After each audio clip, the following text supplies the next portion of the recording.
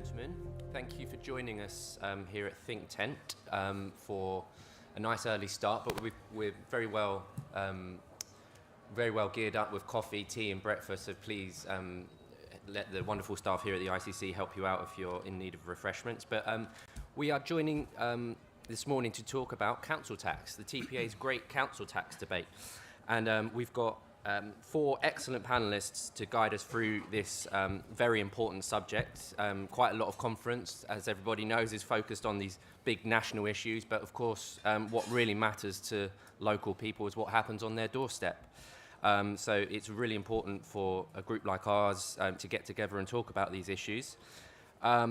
And we'll not hang about and getting going. We've got an excellent panel this morning. We've got Councillor Ben Bradley, MP, leader of Nottinghamshire County Council and MP for Mansfield, Councillor Charles Fifield, Cheshire West and Chester, Councillor Joanne Laban of the Ridgeway Ward in Enfield Council, and Paul Scully, MP, who is the Minister of State at the Department for Levelling Up, Housing and Communities. So we're very well blessed to talk about these important subjects. Charles, I'll go straight over to you. Could you give us your thoughts on council tax? You know, there's lots of issues to talk about. Is it still the best way to fund local services? Are unitaries the future? And anything else in between. So over to you, Charles. Thank you. Yes, I'm Charles Fifield. I've been a councillor on Cheshire West and Chester Council for 11 years. Cheshire West and Chester is a unitary council which was created in 2008 by local government reform and comprises half of a county and 3 boroughs, and it went live in 2009. Necessity is the mother of invention, and this effectively gave Cheshire West a 2-year head start on the 2010 austerity that came in. Since then, we've made about £241 million worth of savings. It's a bit closer. I quite like the Benny Hill theme tune, actually, but there we go. Since then, £241 million of savings have been made. We've reinvested £157 million back into council services, which is a net saving of £84 million. Now, housing growth has been a key part of this, with 17,000 new Band D properties since 2009, which has created £12 million of extra council tax each year as a result. So building new houses is a good thing all around. 1% council tax increase in our borough equates to £2.2 million. Now, for the first 4 years I was a councillor, we as the Conservatives ran the council, and we only put the council tax up by 2% in 4 years. We then lost the election, and since then, over the next 6 to 7 years, Labour have raised it by 37%. They raised it by 20% in the 4 years that they first took control, and they got re-elected, which is quite a worrying stat in relation to when you look at council tax, because you can do the right thing in relation to your residents, but it doesn't necessarily mean they're going to thank you for it. Anyway, but there we go. So currently our Band D council tax is just over £1,700. As a large council, we've got over 300,000 residents. We do a lot of shared services, predominantly with Cheshire East. Is that back on again? I think, have I gone on? Oh, that's it, thank you. Predominantly with Cheshire East, but also with Halton, Shropshire, Wirral and Warrington. Now, shared services can be a good idea, but I don't know if there are any organisations within the ThinkTent that are quite interested in, I don't know, taxpayers' money. But recently there has been, should we say, a little bit of a kerfuffle in Cheshire over one of the issues which is known as Best for Business, which an IT project which was estimated it was going to cost about £11.8 million. The eventual cost was £25.1 million. The total additional cost liability are estimated to mean that in total an additional extra £15 million has been spent, which will be split equally between Cheshire East and Cheshire West. Now, I have been involved with a little bit of the scrutiny of that project, and the one thing I can say about that is that the council officers, I don't believe, are to blame for that. I believe that the councillors are, that there was a real problem with leadership and oversight in relation to it, and it may be that certain bodies around here want to investigate a little bit further in relation to that, but it was not very clever. Anyway, getting back to sort of council tax, I think all of us as councillors knows that you've got the ongoing tension with resources about providing statutory services versus discretionary services.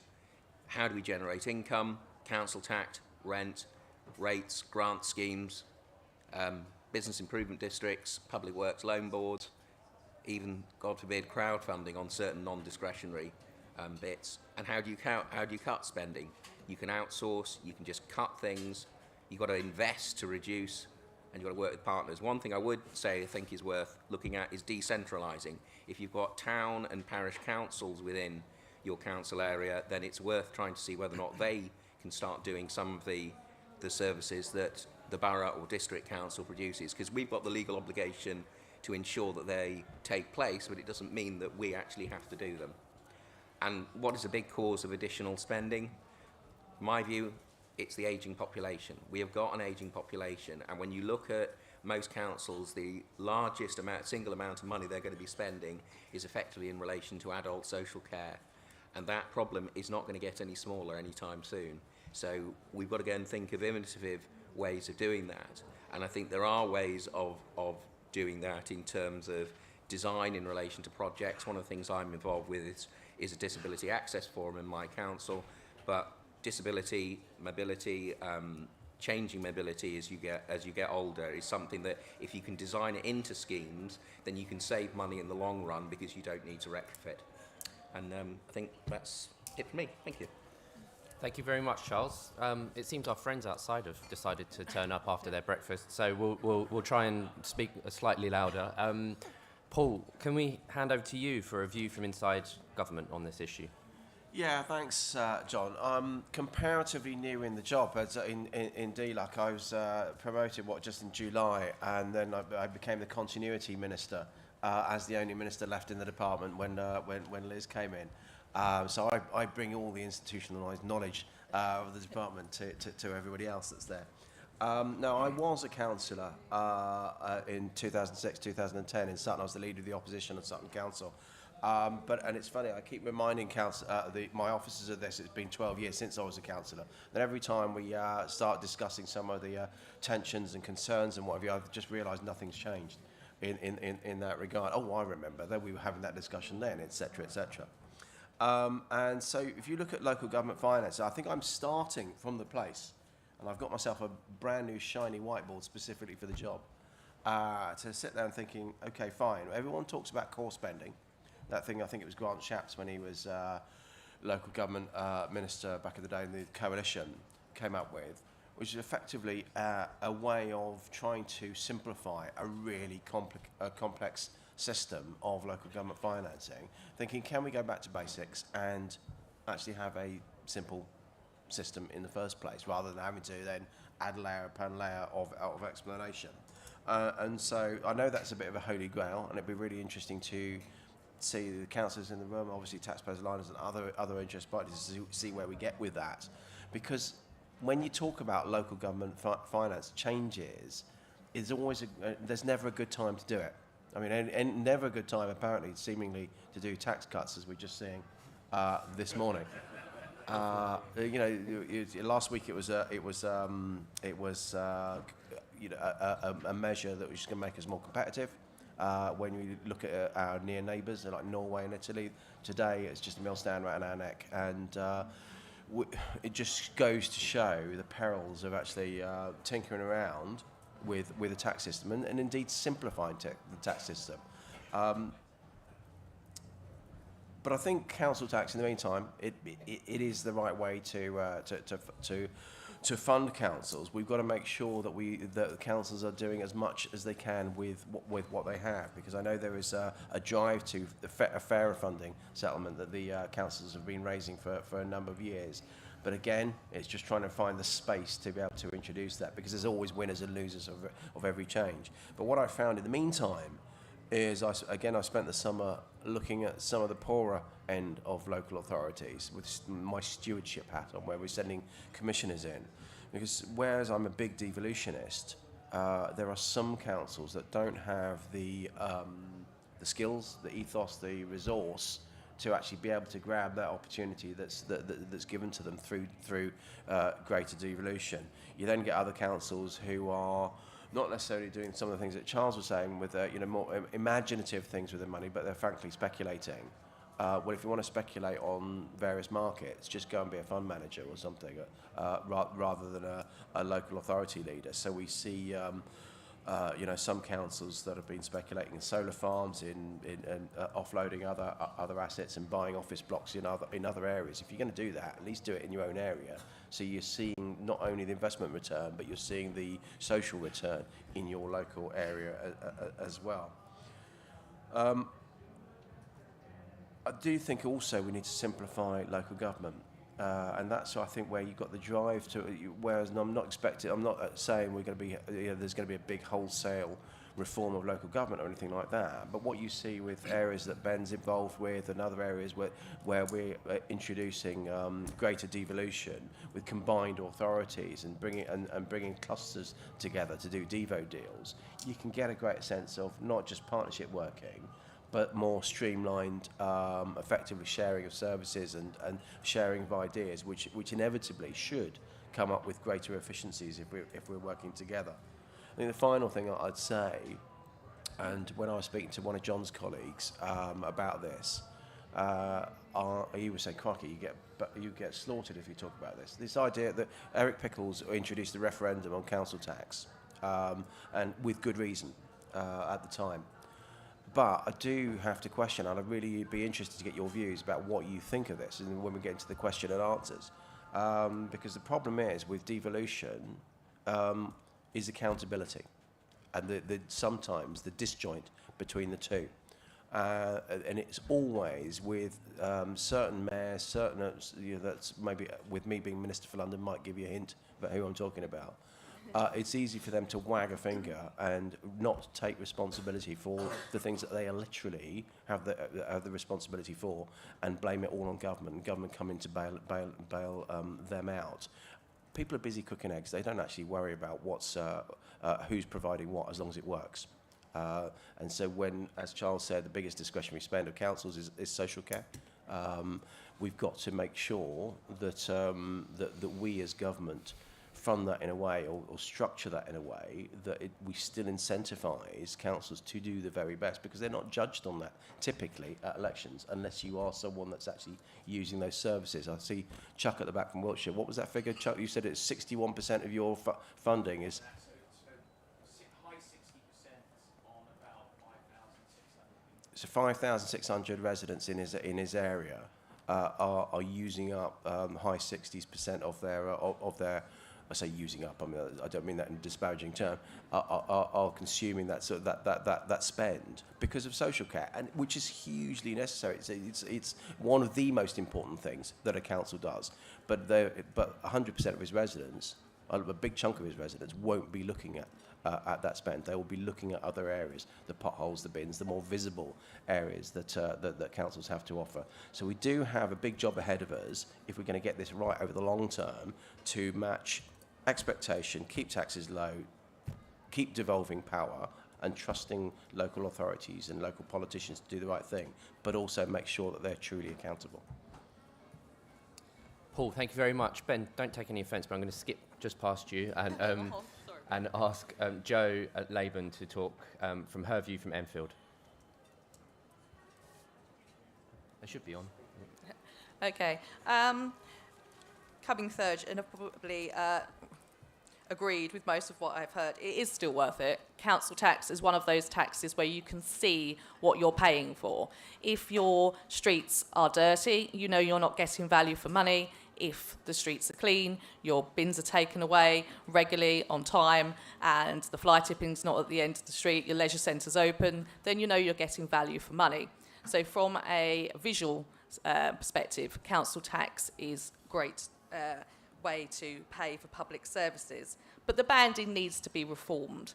As the first speaker said, the house prices in my ward are astronomical. I was there 1.2 million, and they're not paying like they used to, although they'll probably kill me for saying this.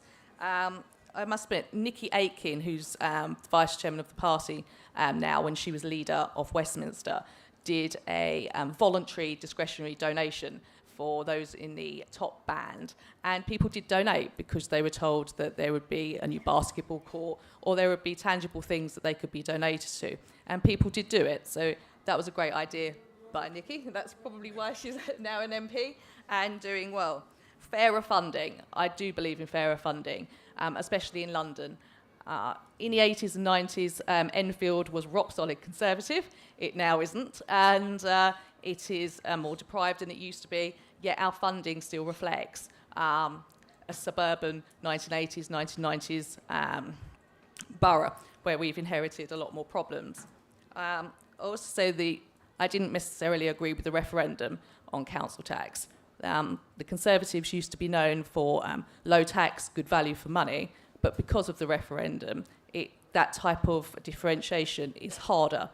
Although in London, we have the mayor who has always put the council tax up, and he's definitely not value for money in any shape or form.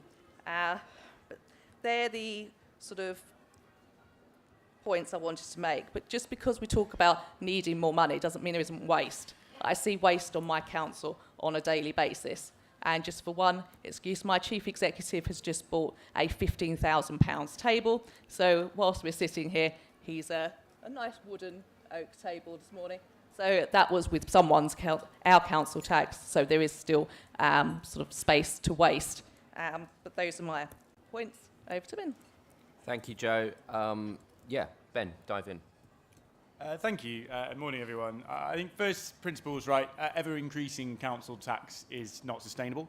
And the inequality in council tax is not sustainable. It speaks to the fair funding point when, you know, Bandy property in parts of London might pay £800 council tax. One in my council area might pay £2,500 for the same property and the same services, and that's not fair or sustainable either. So the fair funding conversation is a really important one that nobody's managed to fix in the last 20 odd years. So I don't imagine it will happen anytime soon. But there are particular challenges we face at the minute. One being inflation. In Nottinghamshire, we've got to find £24 million just to stand still and deliver the same services next year that we do this year. And we are a good council, right? We've got more proactive and preventative services than 99% of other places. We spend more money on that than 99% of other places. I guess my fear is that in times of financial challenge, the easiest things to get rid of are those services, those non-statutory things that ultimately make it worse. They make demand continue to rise and they make the finances even tighter in the future. So we have to transition to a system within local government that incentivises and supports preventative work. Ever-rising demand in social care is not sustainable either. The answer to that is getting out into communities, people being more independent in their own home, more resilience in communities, supporting people to help themselves or to help their family and friends and colleagues. And the risk, I suppose, in the current climate is that those are the things that disappear, those services. Government can help, I think, with that transition. We've mentioned care a lot. There is money in the system for care. It's gone to the wrong place. It's gone to the health service. The health service doesn't deliver care. Councils do. And if the government moved that money back into local government, then that would fix a huge amount of my black hole from that perspective. And inflation, I mentioned that 24 million figure. It's not even necessarily about putting more money into the system. I think it's about certainty. I can plan to deliver services in a different way. I can plan to make that transition to preventative services in a bigger way, but only if I've got some certainty for the future that I'm not going to get halfway through that programme and then the money's going to disappear. So we need a longer term commitment and settlement so we can understand where we sit.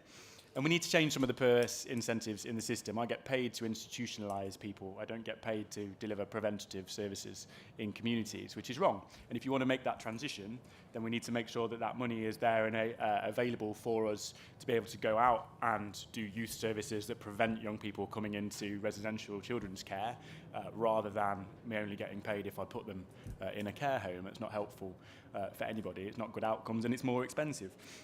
So there are some very complicated and difficult things that government could do and help with. But for us locally, we're trying to make that transition anyway. We've got to try and manage that, right? And our kind of budget consultation this year is strap-lined with, supporting independence, building resilience, helping communities to do more for themselves, because we as a council just cannot continue to ever increase the amount of expectation and level of service that we deliver to support people. It's not an easy conversation, but I think if things and council finances are ever going to be sustainable, that's what we're having to do. So there's some changes to the funding model there nationally. I don't think it's about tons of money. I think it's about putting money in the right place for the right things, as I've kind of described, and giving us more freedom. Paul mentioned devolution.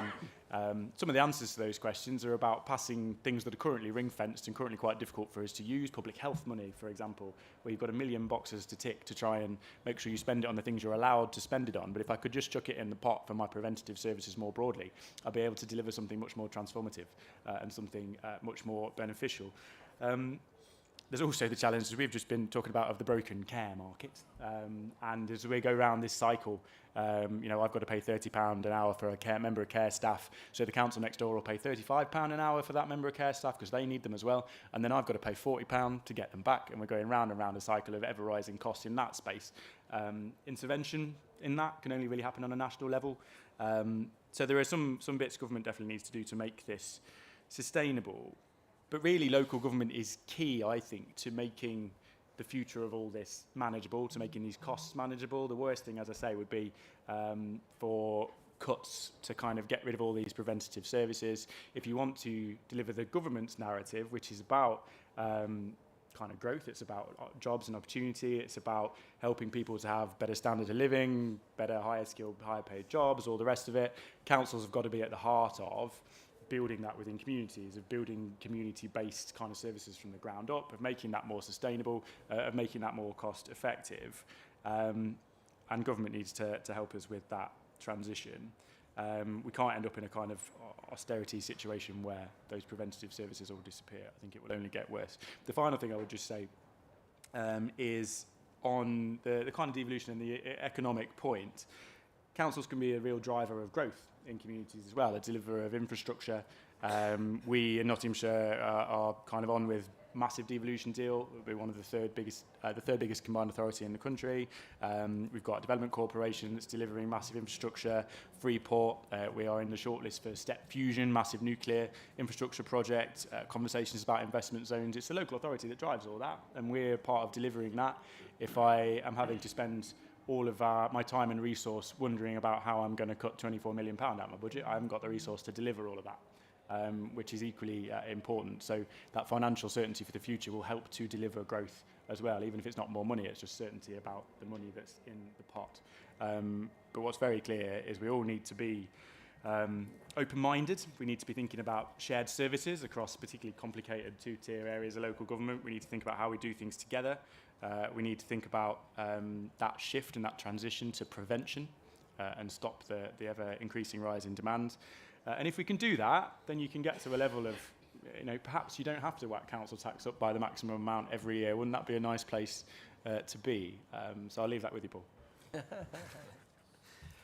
Thank you very much, Ben. We do this session every year, and it's always my favourite because it's so intensely practical compared to a lot of the other ones. So lots of good stuff coming out of that. Obviously, local government budgets were cut over the years of the coalition, but is there still waste in council budgets? The question of referendums, should they be scrapped, and would local residents actually take a more active and be more engaged if they weren't there to start with? Adult social care, of course, eating up a large amount of council budgets. Really interesting question on speculation versus investing to save. That's a very fine line there, and council's getting that right. And Charles, on a point that you made about building new houses, a big challenge nationally and locally. So I will open that up for questions. I'm sure there's more topics than the ones I just listed, but there's plenty there at the back. Should we take them in bunches of two? And then if we go into this back corner, that gentleman with the glasses. Hi, good morning. My name's Darren Brewer. I'm a co-founder of a company called ProPods. We're a shared living provider in Portsmouth, and I'm also the co-founder of the HMO and Council Tax Group. We're seeing a huge concern with bedrooms being classified as dwellings by the Valuation Office Agency for tax. And this is putting huge pressure on our tenants. To give you some idea, a 7-bedroom house of shared occupancy is now creating around about £7,500 a year, compared to when it's banded as a Band D for £1,800 a year. My question, and also on top of that, that then gets added to the UK housing numbers. So a bedroom is now becoming a dwelling for UK housing numbers. My question is to the panel, is this fair and reasonable for young professionals living in shared accommodation, or should the government that we've been lobbying for step in and change this policy straight away?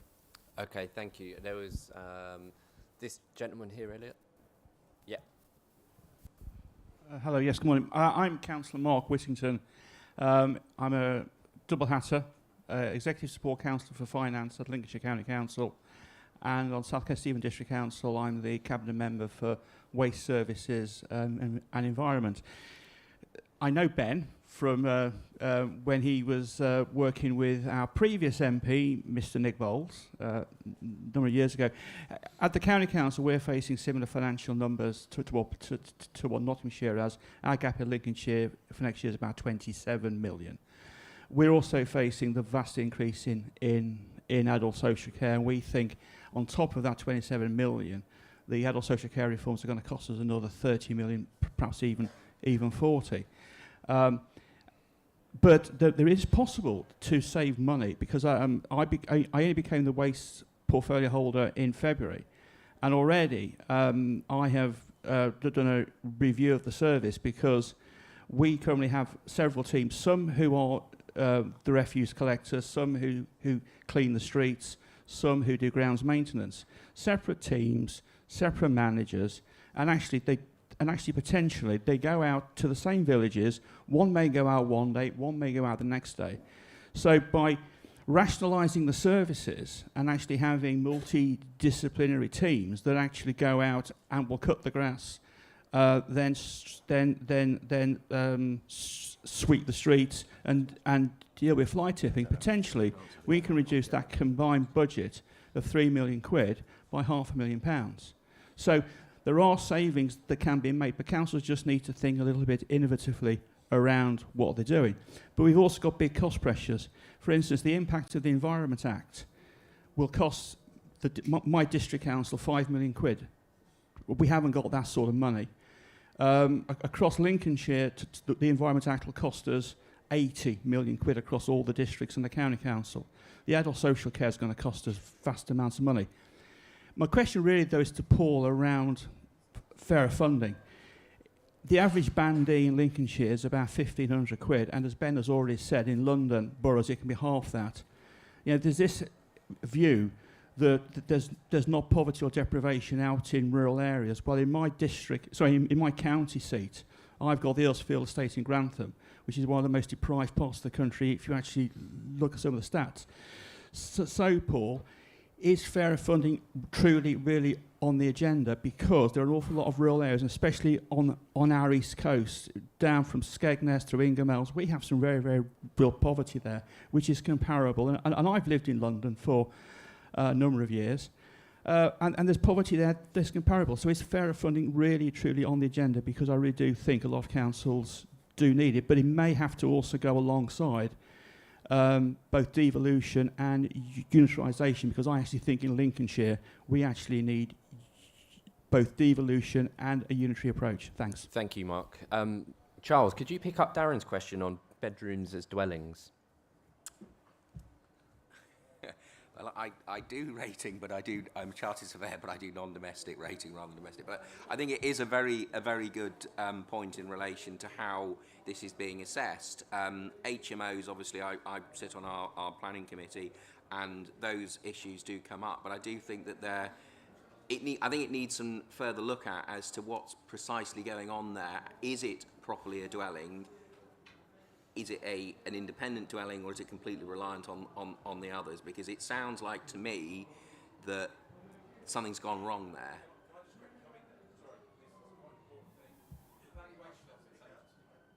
Sorry to interrupt. The Valuation Office Agency are actually saying that if a tenant has a tenancy agreement for their bedroom, which doesn't have self-contained items within the room, i.e. an ensuite and a kitchen, and shares facilities, because the tenant has a tenancy agreement, they are classified as a hereditament under the Local Government Finance Act 1992. Now, what is interesting here, we've been lobbying government for around 18 months, and because we don't have a housing minister that stays in the role for more than 5 minutes, there is actually law within the Local Government Finance Act that says a dwelling can be redefined by the Secretary of State. And I think this is really a clear point of government not listening to actually what's happening on the ground.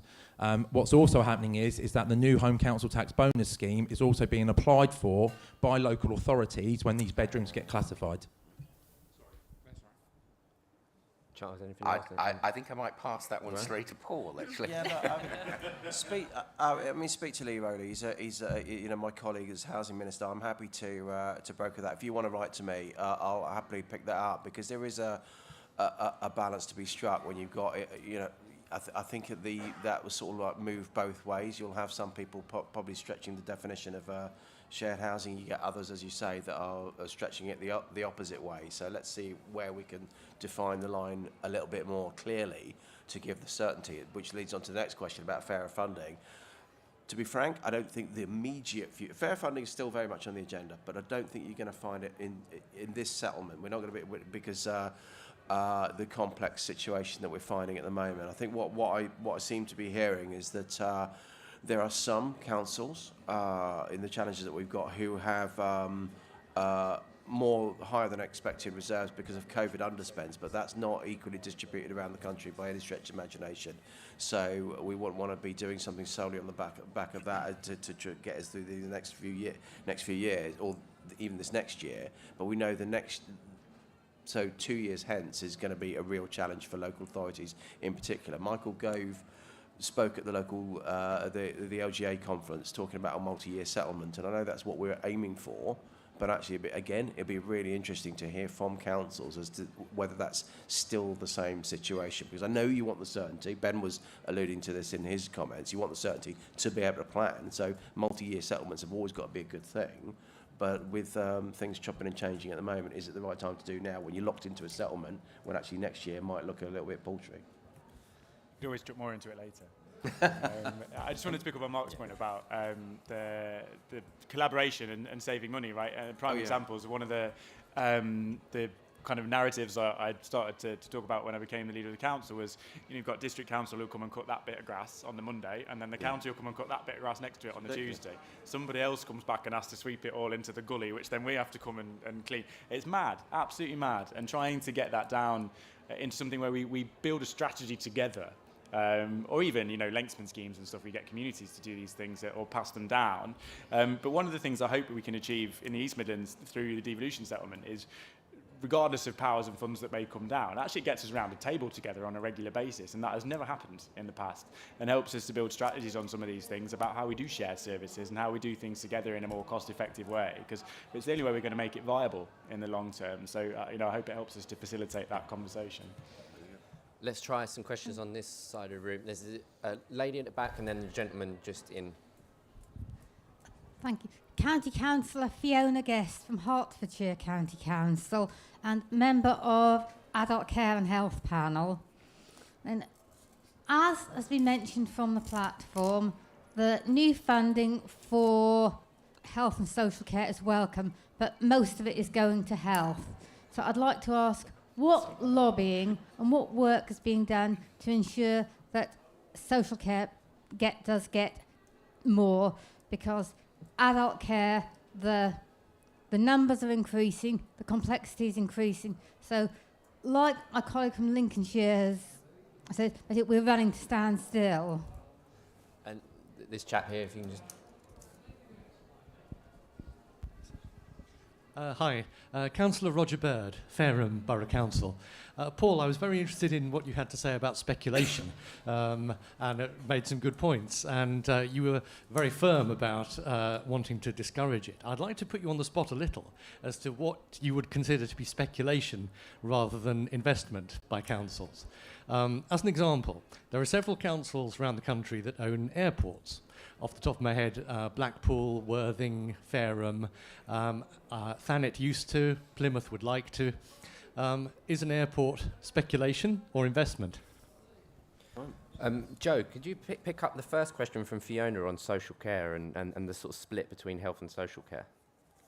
You're right, it gets swallowed up by health, and that is one of the issues. Yes, we were going to get more of it, but I'm afraid, being local government, and we're all slightly biased in this room, more does need to go to adult social care than health. I totally agree with you. There's not much more I can say other than I do agree. Yeah. Because it just gets swallowed up, and we're the ones that are doing the adult social care, and we're doing that every day. So. Ben, one or both of those points? Yeah, and there's some bits in the care system that need national intervention, and we can, it would be dead simple, I think, actually, to move some of the funding that has been allocated out of the ICS into local government.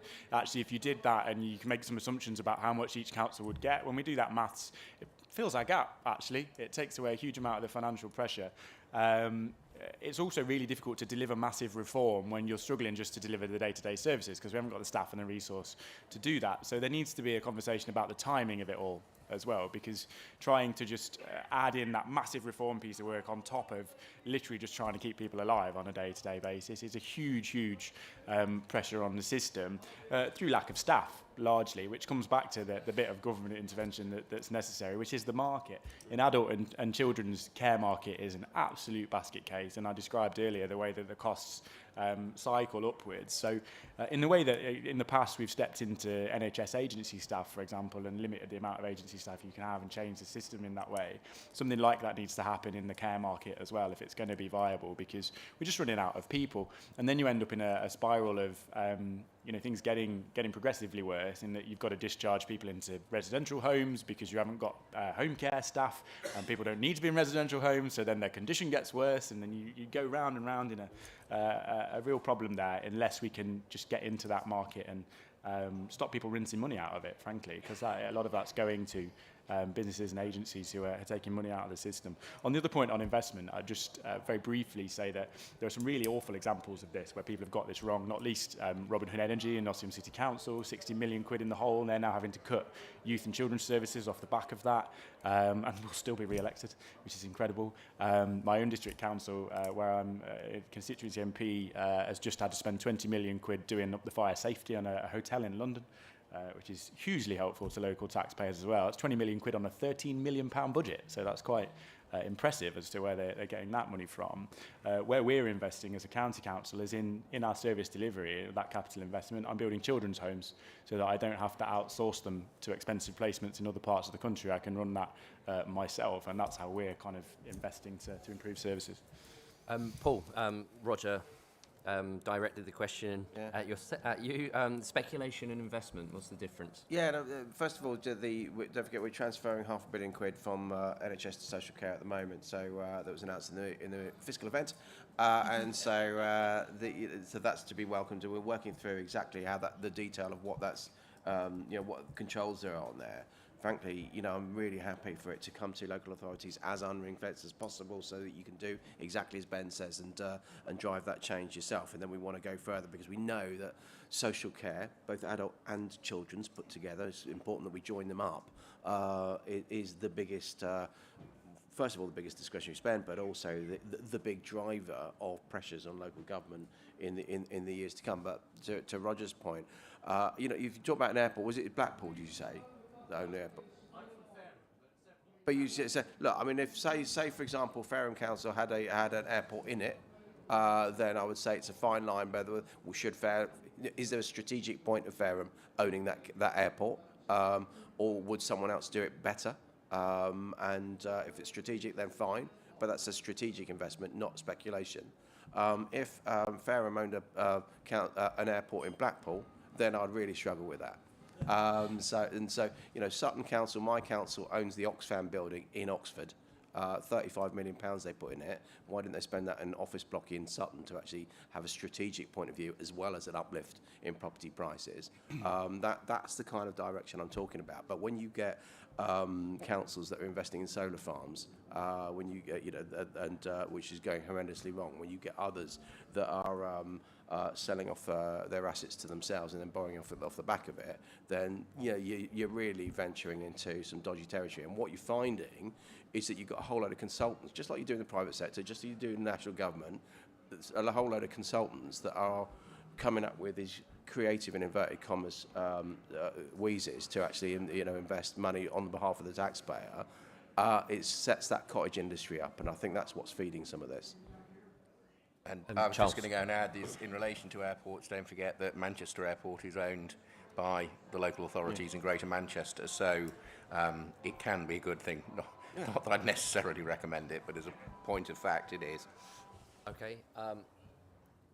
Two down in front. Just got the mic on the way. Hello, Jessica Hill, Local Government Chronicle.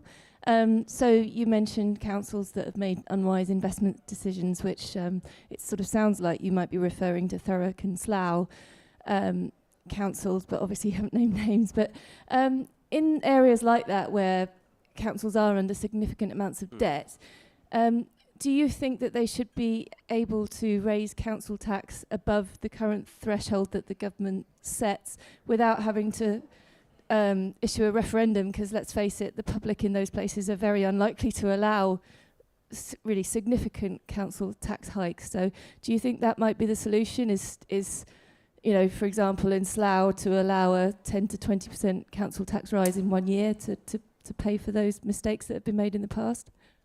Just pass it along. Thank you. Becky Forrow from the National Deaf Children's Society. You talked a little bit earlier about working together, and one of the key professionals for deaf children is teachers of the deaf.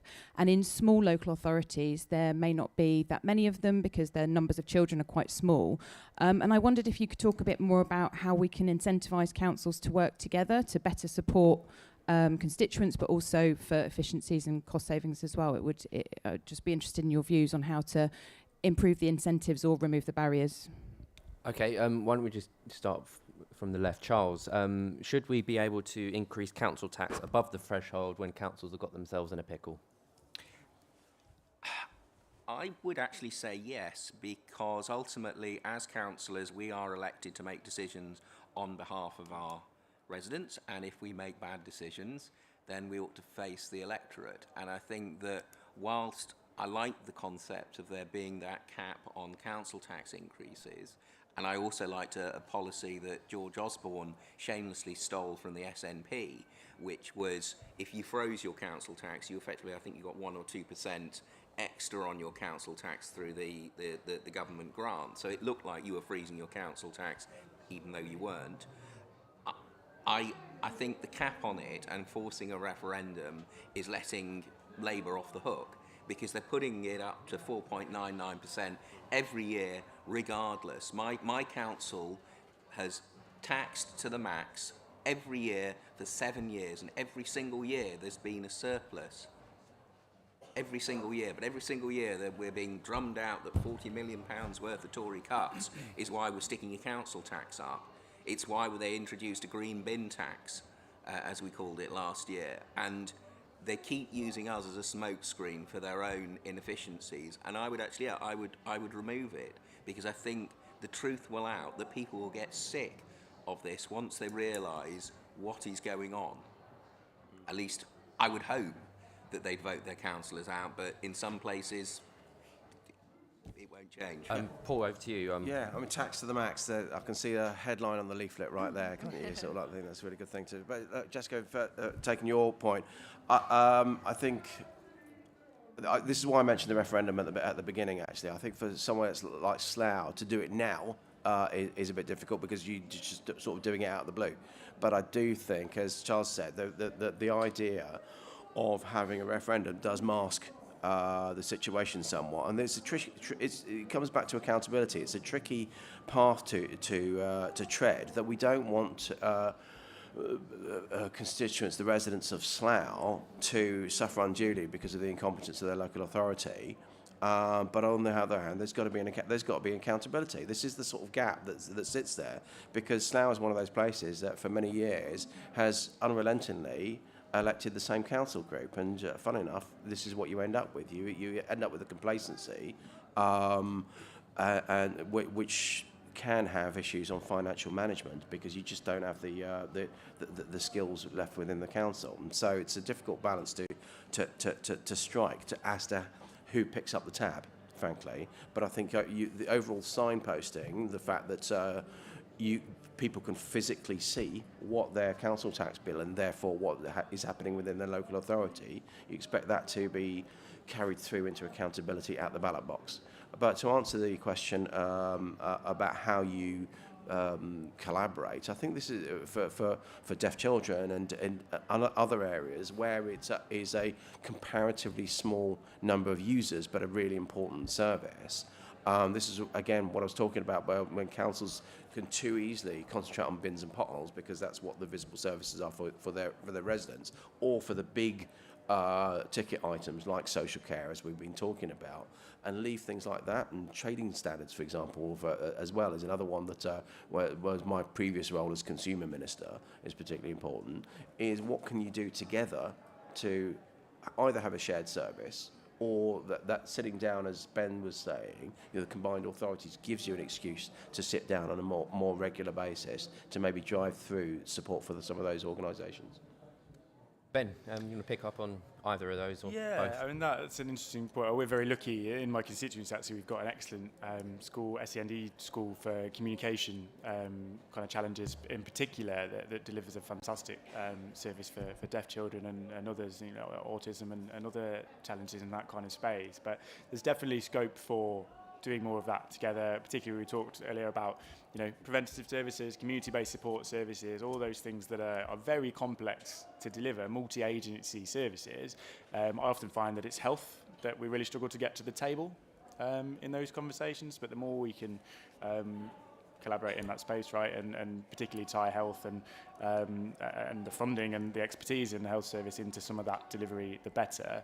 As I say, I hope that we're able to do that more by sitting around the table in the combined authority setting and doing that. But equally, where we have got good provision, being able to offer that outside of our boundary as well. That particular school that I mentioned brings in children from all over the region to come and work. I think on the point about accountability is really difficult in local government, isn't it? And also in schools in the same way, that if you want genuine accountability, you have to allow things to fail. The problem is in local government, if it fails, people die. So you can't. And then you end up in that position. Nottingham City Council is a really good example of, money flying out the wall for all sorts of ridiculous things all over the place, now cutting services across the board, and ultimately government has to come in and bail them out because you can't allow those services to fail. And then in the end, if the services don't fail, residents don't necessarily see the negative outcome because somebody's come in and sorted it out. And so they keep getting re-elected, which is incredibly frustrating, but that fine balance to strike, and you've got to kind of make the case as to why it's not working and why we've had to step in and do that and try and make that argument politically, perhaps, because, as you say, unfortunately, true accountability in that sense isn't really possible in that environment. It puts people at risk. Joe? Well, no, I don't think it shouldn't be the taxpayer that picks up the local taxpayer just because of a bad decision. I mean, in London, we've had Croydon, and it was their decision to do brick by brick. Obviously, COVID helped with the move that along, but they'd already made bad decisions, and to go out to the taxpayer to pick up for Labour's mistakes is a little bit, I think, a tad unfair. But issuing a Section 141 notice and expecting the government to pay up because of their mistakes is also rather unfair. So it is quite a difficult situation on that. But we're seeing it more regularly. The 141 notices going in, and it is something that needs to be. And you cannot always guarantee on the electorate to kick them out. Even in Croydon, we were lucky to get the Conservative mayoralty, but they still polled very highly on the number of councillors, and yet they had trouble doing the statutory services. They effectively were bankrupt. But you'd have thought it would be a landslide for the Conservatives, given the level of incompetence. It wasn't. So it's not an easy solution. On shared services for support for deaf, I totally agree. We campaign the Conservatives in my borough to make sure that in customer services, when you come into the Civic Centre, at least one day a week, we have someone that can sign and translate to make sure that they can get the support with their council services. But we had to campaign for that. But it's an essential service, and we should do it. And obviously having working with other boroughs, it make sure that we can grow that provision. That's a really good idea, and I'll be putting it back to my council. All right, thank you very much. Thank you. Gareth Bacon, Member of Parliament for Orpington. I spent 20 or so years as a councillor in a London borough before I went into Parliament. When the Blair government was in power, they changed the local government funding formula primarily as a means of funneling money to their heartland areas. And when the coalition was formed in 2010, instead of fixing that first and then introducing council tax capping, they just introduced council tax capping and big funding reductions at the same time. As a result, the unique selling point of Conservative councils, that we give you better value for money, better quality services at a lower cost, has completely gone. In the 12 years since then, it's disappeared completely. So I think we need to think about what we're going to do going forward, because if we simply remove the cap now and allow people to put up council tax for whatever they do, they're going to be sky high. And primarily it's going to be Conservative councils doing that because they've got no option. They've been overtaken now in terms of value for money by Labour councils that were always funded higher. And even though they've had to make cuts, and they've had to make probably slightly bigger cuts, they've still got more headroom than a Conservative council has. The fair funding review is something that's been kicked around for a very long time. I talked about it in my maiden speech almost 3 years ago, and even then it had been kicked into the long grass before I got up to make that speech. Here we are again, it's even further into the long grass. And I accept what the Minister has said. We can't, it's too close to the next general election to make a big change now. But we are going to have to think about what happens beyond the next election if we get through intact. Because if we don't, the future of local government is extremely bleak. So I would like to hear something from the Minister and something from the panel about how they think that we should do this going forward, because local government can't carry on the make, do and mend approach that we've now brought it to. Elliot, there's a lady in the black shirt just there. Thank you. I'm Councillor Deborah Taylor, Deputy Leader of Leicestershire County Council, and my point's still on fair funding as well. So we're the lowest funded county council, and our black hole is 29 million for next year, so we'll be making cuts as well. My point is, I think there is enough money in local government, as has been said here, across the board, but it's how that pie's divided up, and it's just not right. And one of the main things that we struggle with is all the penny pot grant funding that we have to spend huge amounts of money on, huge amounts of officer time bidding into government for a little bit of funding to get turned down with no feedback as to why you've got turned down. So if you get rid of all those penny pots and actually fund local government properly, we won't all be falling over, because I think this fairer funding, kicking into long grass, is not an option. I think we're in the middle of the pack for deficits, so you're going to have other county councils falling over that you're going to have to bail out, and that's going to cost you a lot more to bail them out than it is to actually fund them properly. So I think we need to call for action for the government. They need to look at fairer funding sooner rather than later before everyone falls over. Paul, do you want to pick those two up? Yeah, well, I think they were really good, both really good points, and I totally empathise with what was said for both of them, because I think, as I say, fairer funding, what I'm saying is not going to be necessarily kicked into the long grass, but the slightly unkempt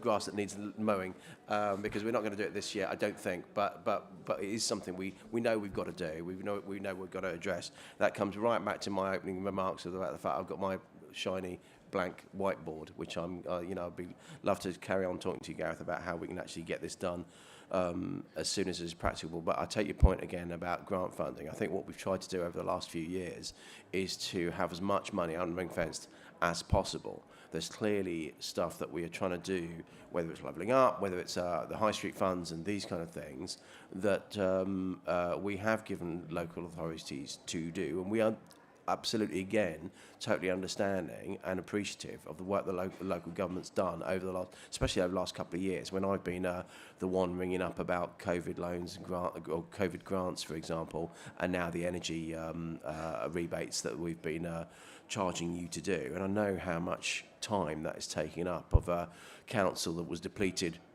through COVID and absolutely shattered through COVID, and tired-wise, shattered rather than anything else. But we will try and continue to give as unring-fenced money as possible. There will always be some levers to pull, though, in terms of shaping those national priorities for government in local areas. Joe, do you want to come in on grants and or the sort of bigger picture reform needed for local government finance? Well, as I said earlier, I totally believe in fairer funding because it doesn't reflect the borough that I live in now. How it's worked, we've totally changed, and the money to help with our deprived areas is just not there. But that doesn't, I won't say that there isn't waste in local government, because I'm afraid there still is. On the need for bids, I totally agree. There's too much bidding, and you have officer time dedicated. It's almost like having a public relations agency. You need a new business team to be specific on bids, and that's taken time away from delivering the core service that our residents actually truly rely on and believe in. So yeah, less of that, but actually when you do fail, it'd be quite good to know why you failed. So if there is another bid to do, you can at least improve with a better chance of receiving that funding. And I'm sure that's something Paul will take back. Yeah, actually, there's something I forgot. Yeah, disappointed to hear that you're not getting feedback. So if you can let me know the kinds of bids that you're not getting feedback on, I'll be interested to take that up. Ben. Yeah, I mean, I've been on a devolution mission for the last year in the East Midlands, trying to tackle that exact issue about the kind of ring fencing, the joy of being able in the future to have, just over £1 billion that we can just do what we like with will be mega, actually, and the impact that we can have with that is huge. There's some examples, it's not in DLUC even, but transport is the one that does my head in. I've got all sorts, millions of pounds of ring fence money to put in cycle lanes, and given the restrictions now on what cycle lanes have to look like, it's millions of pounds to put in a mile of cycle lane. I've got ring fence money to put in bus lanes, and at the same time I can't afford to run buses. So I'm having to reduce the number of bus services while spending lots of capital money on putting in bus lanes for the buses I haven't got. And that is because it is so tightly ring-fenced to what you can spend it on. And offices, I've got to the point with offices where I've literally gone, don't bother bidding for this stuff, because I don't want bus lanes, and I'd rather not actually have to spend the time and the resource on trying to get the money. So it is hugely challenging from that point of view. And I think the more that some of that funding, particularly probably in transport, could be passed down to a local level for us just to use, because I know if I asked my residents, they'd say sort the potholes out and use it for that. So, that would be really, really helpful. On fair funding, it's a huge challenge, and Paul's right, obviously, that government want to drive their own priorities as well, right? And sometimes that ring fencing actually is the only way you can drive your priorities in that sense. Fair funding has been hugely difficult for government, and I remember the schools fair funding conversation that was awful. Because inevitably when there's winners, there are losers in that conversation. Nobody wants to see that happen, so it is really difficult. There are some examples, though, of kind of hybrid models of that. I think Leicestershire have come up with a kind of model of that that's a bit cheaper than it doesn't do the whole thing, but it balances it a little bit, and there are some examples of that that are probably worth looking at that maybe help us to bridge the gap in the short term. All right, we've got time for one more question, as long as the question agrees to be very concise. The chap at the back, Sarah, just behind her.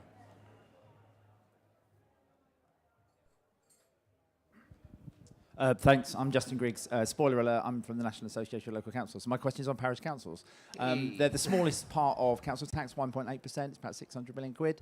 But I'm sure many colleagues in the room will agree they do really important, valuable things with their small share of council tax. Should parish councils be part of the great council tax debate? Okay, we'll go from my right over to left. Joe, parish councils. Coming from an area that doesn't have one, I don't necessarily see the benefit that happens in other areas. So, but my colleagues do value them where outside of London. So, let's have them part of the debate. Ben? I don't have any in my council division, actually, which is interesting. You see the benefit of the work that they do in lots of areas. I'd like to be able to pass more resource and more powers down to them, actually. And we talked about things like, complicated grass cutting schedules and all that kind of stuff I'd rather have off my desk, and parishes are probably better placed to deliver. There's definitely a space for that. What I would say, though, is part of the reason that funding is not as effective as it could be, the collaboration is not as effective as it could be, because we have an incredibly complex structure of local government. There are too many layers and too many people doing too many different things. Nobody in the public understands which layer of what does what to whom and how or why or who pays for it. So there has to be some simplification of all of that. I think that very local level of politics and engagement is a really important part of it, though. Paul? Yeah, I mean, yes is the answer, but the short answer. But actually, as Ben and Charles in his opening remarks made, what more can we work with? How can other councils, higher tier councils, work with parish councils to maybe push some more work down to them, and that they would be happy to accept and probably better placed to deliver? Charles, final word. Final word. As a member of a parish council, I entirely agree with the gentleman at the back. I think parish councils can be a force for good. They are ultra-local in relation to their priorities. They can use their precept to go for very local initiatives like speed improvement assessment devices and things like that. So I entirely agree with the concept that parish councils are a force for good. Quickly going back to a former question, there was a census 2021 last year. That's being produced and the results coming out now. If that isn't a very good reason for a fairer funding, looking at it again, I don't know what is. Thank you. All right, well, thank you very much. What an interesting session. As I mentioned halfway through, I really enjoy these sessions because they are intensely practical, and there's a lot more conversations that are going to spin off the back of it. So thank you all for taking part. But grab a bag on your way out. I Heart Low Taxes, supported by Fifield Glyn. So make sure you keep all your conference bits and bobs in one of these lovely bags. But in the meantime, please do thank our panel in the usual way.